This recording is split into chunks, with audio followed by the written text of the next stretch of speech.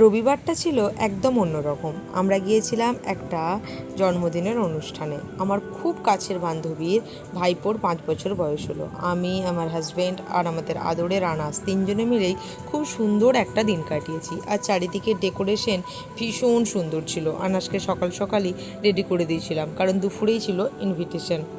অনুষ্ঠানের জায়গাটা একদম ঘরোয়া, কিন্তু সাজসজ্জা ছিল এক কথায় অসাধারণ। রঙিন balloon, cartoon character, candy table আর মিষ্টি কেক, চারপাশে শুধু বাচ্চাদের হুল্লোড় আর হাসির শব্দ। সবাই মিলে হ্যাপি বার্থডে টু ইউ গান ধরলো, আর সেই 5 বছরের ছোট্ট ছেলেটা এক গাল হেসে কেক কাটলো। আনাসও হাততালি দিতে দিতে আনন্দে লাফিয়ে পড়ছিল।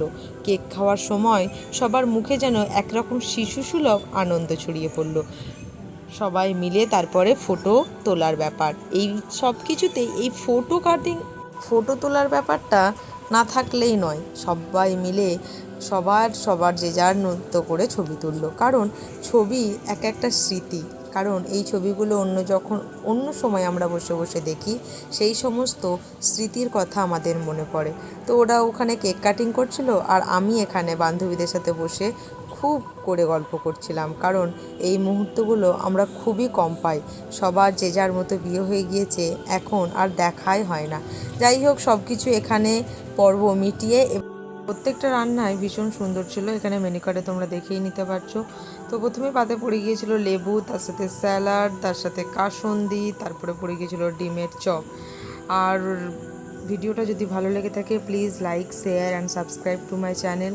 এরকমই আরও ভিডিও দেখতে হলে প্লিজ কমেন্ট সেকশনে একটু ভালো ভালো কমেন্ট করে যেও।